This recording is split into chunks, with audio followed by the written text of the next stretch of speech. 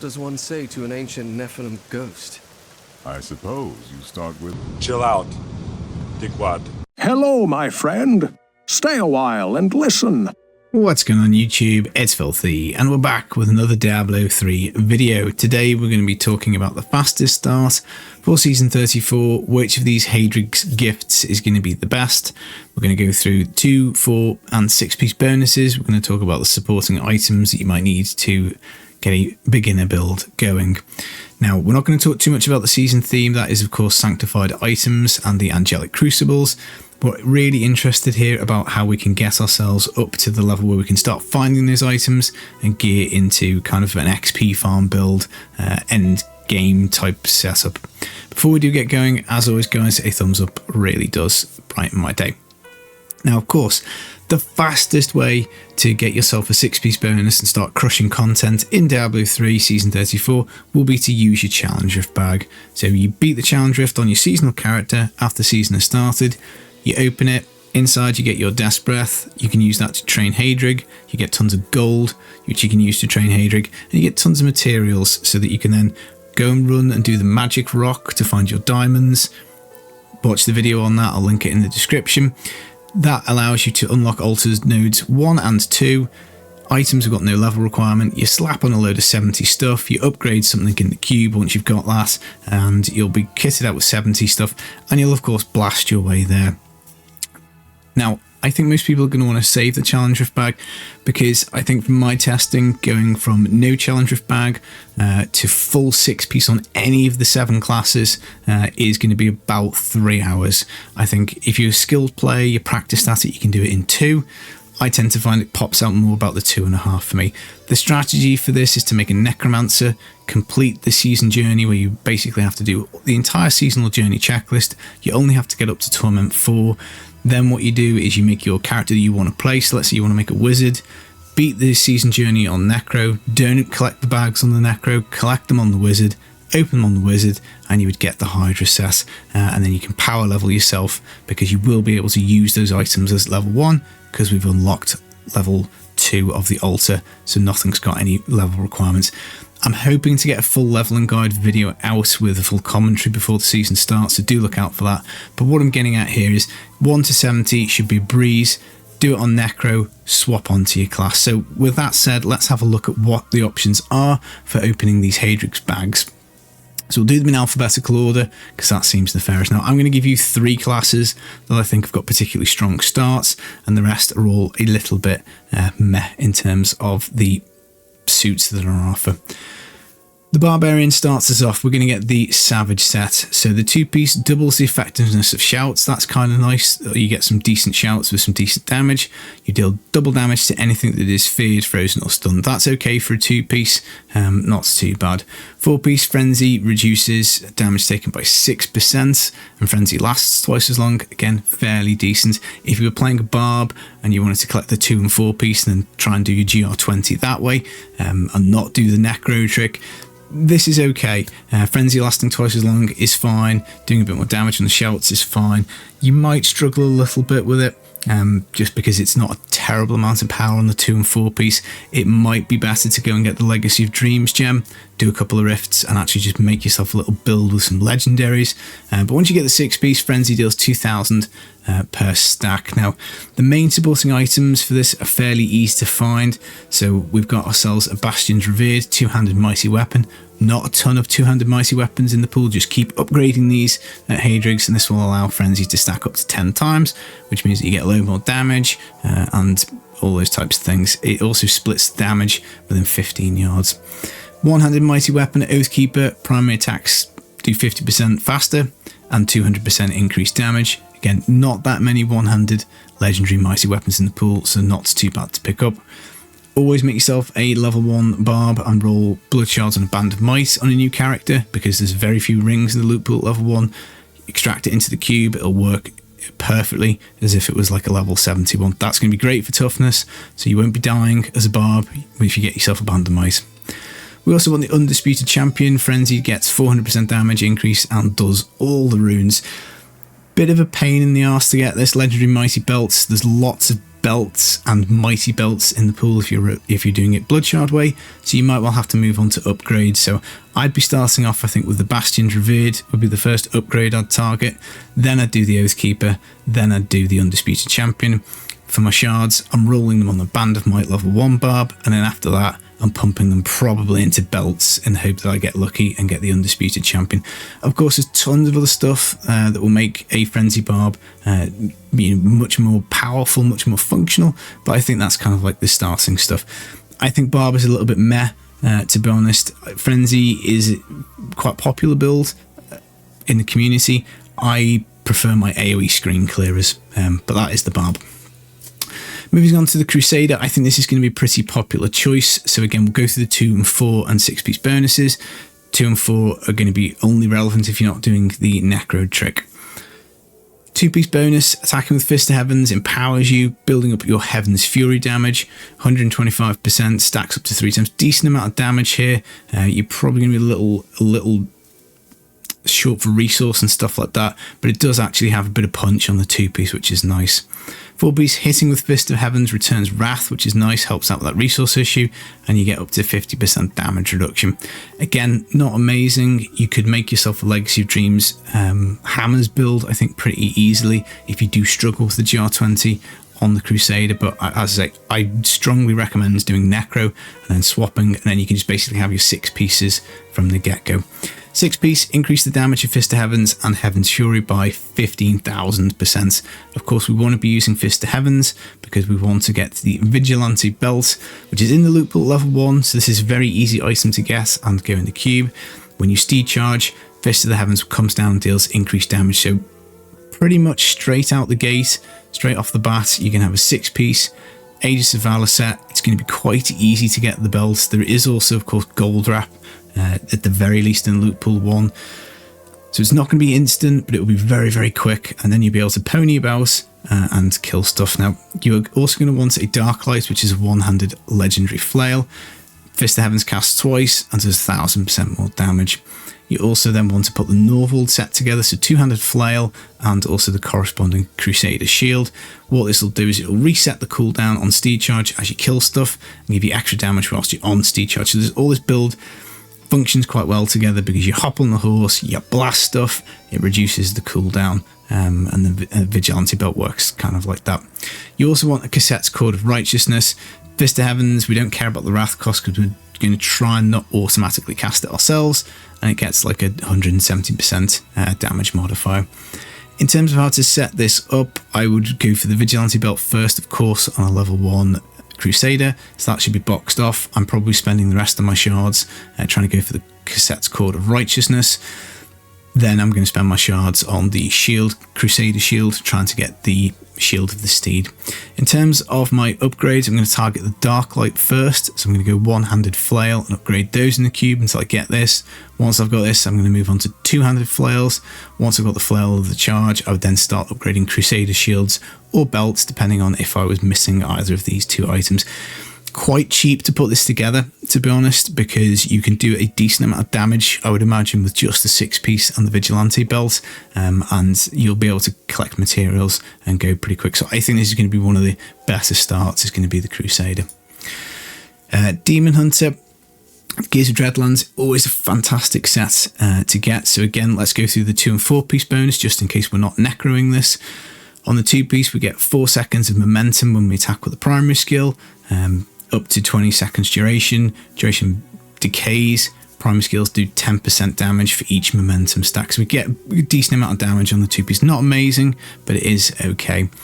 We then strafe, and it will automatically shoot out our last primary skill and give us 60% damage reduction, and also the 8% move speed. So nice and zippy, even on that 4-piece.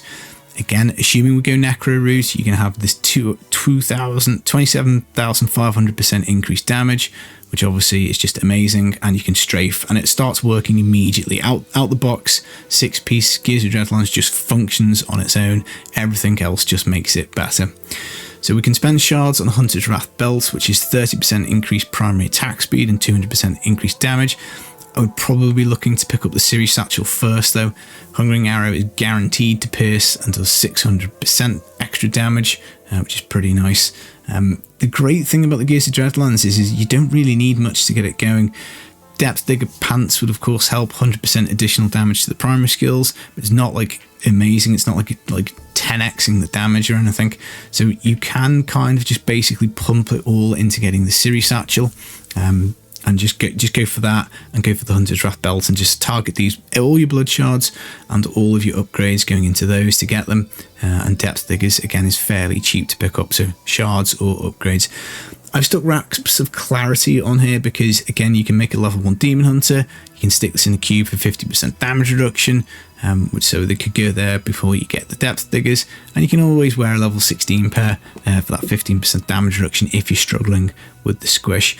Of course, you do want weapons with your Gears of Dreadlands Demon Hunter. There's a bunch of one-handed crossbows that work, so Dawn, Fortress Ballista, Valor's Bequest, a Yang's Recurve is really nice for the resource cost reduction, but the point is you don't really need it. There's no modifier on this build.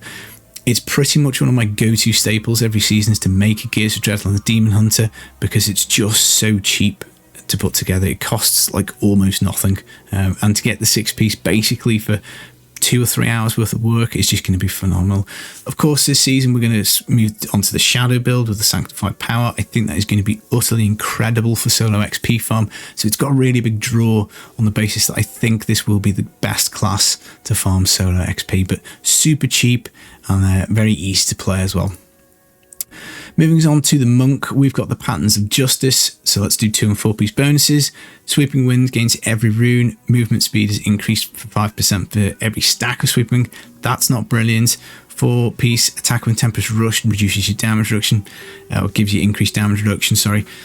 Again, not amazing. You might well have to Legacy of Dreams this if you want to do your GR20 clear, because I imagine it would be a bit poopy doing it with the 4 pieces of the Patterns of Justice set. Again, if we're doing the Necro and we're jumping straight to this 20,000% damage modifier, then that is okay. Setting up one of these monks is got some good news, got some bad news. So good news is the Caesar's Memento are in the loot pool level 1, 800% increased damage for Tempest Rush for 5 seconds if you blind, freeze or stun. Make sure you get the blind, freeze or stun off and you will be Gucci. Wankim Lao, unfortunately, is really annoying because there's like 13 fist weapons, so this is quite expensive. But hitting with Tempest Rush will activate Cyclone Strike and give you 600% increased damage. And then the 2-handed Daybow, Tempest Rush on the balance gets increased 600% and you get 100% crit chance when you're hitting 3 or fewer enemies. How to put this together: shards on the level 1 monk to get the Caesar's Memento in the cube. That's fine, no problemo. Again, 20k damage mod on the 6-piece. It'll get you going to start off with. You then just gonna have to really suck it until you get the Wankim Lao, because somebody out there will hit this on the first upgrade and they'll be, that's amazing. Somebody else will have to upgrade possibly about 40 or 50 fist weapons before they find this. It is just a little bit tricky. I'd probably go for the 2-handed Daybow first because I think it's a little easier to hit rather than doing the Wankim Lao. But that's where your upgrades are going to go in these 2 items. And then shards, once you've got your Caesar's Memento, you can start trying to fill out your jewelry, something like that. You can try for the one-handed weapon on the shards. It's just got such a low probability that you're pretty much throwing your blood shards away. Bit expensive, I think, is my issue with the monk, just because it is frustrating. I've been there in the past. Wankim Lao, it can take ages, and I don't like that. My opening night, I want to be smooth, I want to be fast, I want to feel like I'm making progress, and I want to get blasting as quickly as I can. Next up, we've got the Necromancer.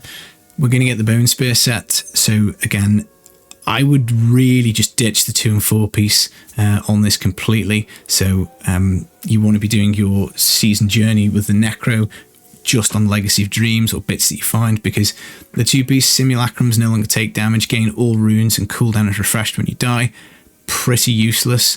4-piece, you get damage reduction from the Simulacrums and damage is split between you as well. Well, that's fine, but they're on a massive cooldown, and refreshing that cooldown when you die isn't fun, because it's much more fun when you get your Haunted Vision as amulets and they last forever. But it's an amulet, guys, so it's really hard to get. Going back to the 6-piece, Bone Spirit, of course, does loads more damage. Simulacrums also cast Bone Spirit and do way more damage again. Same problem though. Until you get this Haunted Visions, they don't last forever, and you don't really get much value out of your Simulacrums until you find that item. So that's the bad news. Haunted Visions is difficult to get because there's just so many amulets in the loot pool. Rolling Shards is quite ineffective. Even upgrading in the cube is going to take a bit of time. Then we do have better news on the two-handed scythe, because the petrified spike, Meltorus' petrified spike, there's only 4 two-handed scythes in the pool. Bone Spear now costs 40 essence and deals 700% damage. That's good. Scythe the Cycle, very easy to hit secondary skills, of which Bone Spear, of course, is a secondary skill. 400% increased damage. It just reduces your bone armor duration, and bone armor has to be up, otherwise you get no damage out of this. Trigul's Corroded Fang will do some more damage. If you hit yourself a Nair's Black Death to start off with, that will do more damage on poison skills. Just make sure you're using different poison skills and you pick the poison rune on the Bone Spear. Rylina's Shadow Hook will give you more damage for max essence. So some of the base modifiers come together really quickly, but it is just the Haunted Visions that is a pain. Shard investment is going to go on the Gelmundul's Marrow Guards. Bone Spear from Simulacrum still 400%. Again, these really don't do that much until you get your Haunted Visions, because if the Simulacrums aren't there, then we're not getting this extra damage. So really, the whole key for this is the Haunted Visions, and it is a bit of a pain. You, of course, want to get yourself a Crispin Sentence Ring as well, which I don't think I've actually popped on. 100% increased damage. Again, a little bit expensive, a little bit clunky, and there's a debate as to whether it's even worth doing this Bone Spear at all. You might just be better off building Legacy of Dreams until you get like a Tragul set together. I haven't tested it per se, but my issues with the Bone Spear are Haunted Vision's very expensive, very difficult to get, and that kind of is not fun because the rest of it's really easy to put together. So Necro a little bit meh for me. Next up, we've got the Witch Doctor. Mundunugu, one of the best sets for it, for the speed farming. Again, this is definitely one where if you make a Witch Doctor and you're going to play to do your GR20, don't try and do it with the Mundunugu's 2 and 4-piece. It's crap. Make yourself Legacy Dreams, Witch Doctor, because the 2-piece, Big Bad Voodoo, now follows you and lasts twice as long. Couldn't care less about this. Does nothing. Absolutely nothing for us, barely. And then we get 60% damage reduction when we enter the Spirit Realm. Again, that's not going to help you kill stuff on Torment 4, so Legacy Dreams, definitely the way to go. If you've done the Necro trick, we're walking into 17,500% damage modifier, plus more depending on our mana regen per second. Gazing Demise is in the loot pool level 1, so you could cube this early on, which is great. Spirit Barrage deals another 150% increased damage, gains the Phantasm rune, lasts twice as long, Manitou Spectre, attack rate increased, great item, super easy to get, super cheap, so that is pretty nice.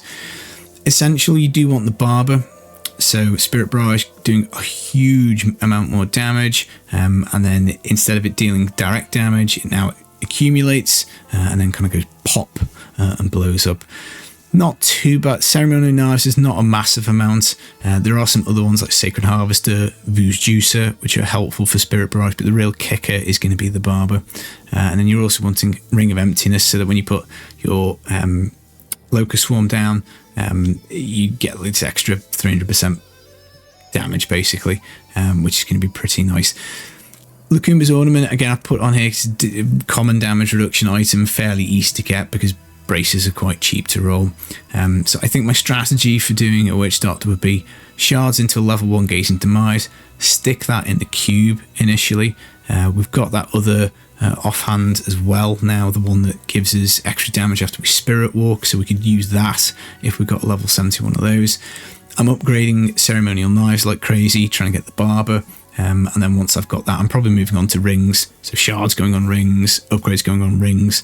And then once I've hit Lacumbas, once I've got my couple of offhand options, I'm then just going and spending my shards on jewellery and whatever and stuff like that. Again, probably fairly okay-ish start, but this is about as good as a Witch Doctor start gets because the set's fun, it's fast, it's not that expensive to put together, but you compare it to some of the other options and yeah, we're just probably not going there. Moving on to Wizard, this is one of my favourite Wizard sets, which is the Hydras. It's kind of a little bit of a unique playstyle in the game because you plop the Hydras down, a little bit like turrets, I suppose, which makes it a little bit different.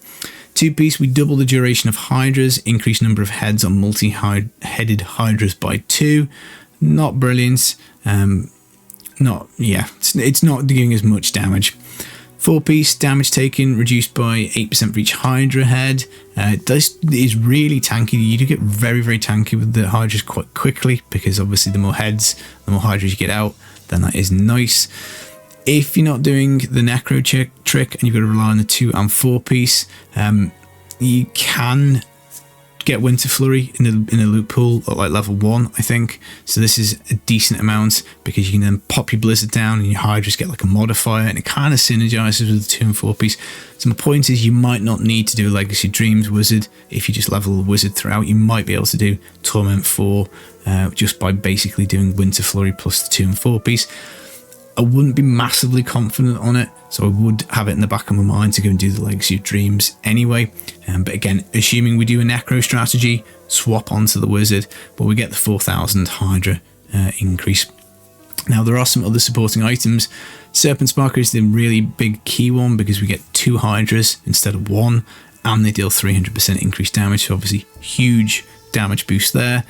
We can do a Fragment of Destiny wand, so at least whilst wands are a bit fiddly for the Wizard because there's a lot in the loot pool, we've got 2 options here to hit. Obviously one much better than the other, but still we can basically get signature spells attacking faster with the Fragment of Destiny. But the real interest here is Hydra deal 30% increased damage for every spectral stack. We can do 300% extra damage basically with that. Winter Flurry covered, level 1 loot pool. You could always cube it, use the level 16 one for a bit, whatever it is you need to do. And then the other one is the Magistrate. Frost Nova comes out of your Hydra and it deals 300% increased damage. Again, we're a little bit on the expensive side, particularly if you start thinking about toughness rings for the Wizard. You probably don't need, if you got all these other bits like the Serpent Sparker and just the 4-piece of the Typhon, it's going to make you fairly tanky, I think, to start off with. So that's why I've left them off. But we do have a couple of wands to get and a Wizard hat. So strategy for upgrades, definitely trying to hit the Serpent Sparker, possibly with the Fragment of Destiny, maybe an Aether Walker so you can teleport around, something like that. Shards are going on a level 1 Winter Flurry, maybe trying to get level 71 because we do want to be using the offhand. It does a damage roll on it. But once I've got a level 1 Winter Flurry, I'm going to probably swap on to Wizard hats. Again, you can upgrade Wizard hats because you're mixing in with the pool all of the helms. So that's probably, I guess, the base of setting up all of the 7 classes, looking at the 2, 4 and 6-piece bonus. Now, I said I'd give you 3 recommendations. So, of course, the first one is going to be the Demon Hunter. This, pound for pound, is just the best set on offer, deals a ton of damage. It's going to be the class that I suspect a lot of people are going to want to play because it's just going to be so super powerful, and it's the cheapest and the easiest and the most effective way. So if you want the best start solo for Season 34, Necro, beat the Season Journey, swap onto Demon Hunter, collect the Gears of Dreadlands, and then blast your way to the Shadow and the Shadow Sanctified build, and you'll just absolutely fly. Second one that interests me the most is probably the Crusader. Now, of course, the Sanctified power was so popular in Season 27 back when they did it that they permanently put it on the Vigilante belt in the game. So what the Sanctified item is going to do is it's going to turn off the Vigilante belt. It will automatically cast down the Fist of Heavens. It will be stronger, but we don't get a double dip effect. That's what I've been told by somebody who plays modded Diablo 3 on Switch. But it's still not that expensive to get going because we can use the Vigilante belt, 6-piece, and then kind of get into a fun playstyle. I'm looking forward to doing Fist of Heavens with the extra power from the Sanctified item. I think that's going to be kind of fun. So that would be my second one. And then thirdly, I'd probably go Wizard because I think it's easier to put together than the rest. I kind of like Hydra, so I've got a bit of a soft spot for it. But they'd be the 3 that I would probably be considering. But don't get me wrong, guys, Wizard is lagging quite far behind the Demon Hunter, and then the Crusader, a decent way behind there. So standout candidate, Demon Hunter number 1. Next, number 2, probably Crusader. number 3 wizard, and the rest I think have all got issues. Barb I just think is a little bit slow. It's not like it's a slow play style. I would probably want to make whirlwind, I think, to do my farming. Monk, I don't like the fact that we've got to get the 1 Kim Lao. That's just, to me, spells a recipe for frustration. Same for the Necromancer. I think getting this Haunted Visions is just going to be far too frustrating. And Witch Doctor, realistically, it's just not that popular because it's just not that powerful when we compare it to other options. Like your Fist of the Heavens Crusader will be crushing stuff much better than Mundunugu. Gears of Dreadlands will be crushing stuff better than Mundunugu. So whilst it's the best the Witch Doctor has kind of got in terms of speed farming, probably out of the gate, I still would probably avoid it myself. So that's it, guys. Necro, beat the season journey, get your 6-piece. Remember, you can do a couple of rifts at this as soon as you get to 70 to get your Legacy Dream gem if you get stuck on the season journey. But they are my thoughts. I'm going to be doing Necro. I'm going to be doing Necro into Demon Hunter, and then quickly after that I'm going to make Crusader, because they're the 2 ones that I really am looking forward to playing. And then a little bit later I'm going to make a HoH Barb, because Hammer of the Ancients was a lot of fun in this season. Right, I hope you enjoyed the video. I hope you find this useful. Of course, as a community, we're all very helpful. If you have any questions, do stick them in the comments. If I don't get back to it, somebody in the community, I'm sure, will help you out. I've been the Filthy Casual. I hope this video was useful. Take it easy, guys. Peace.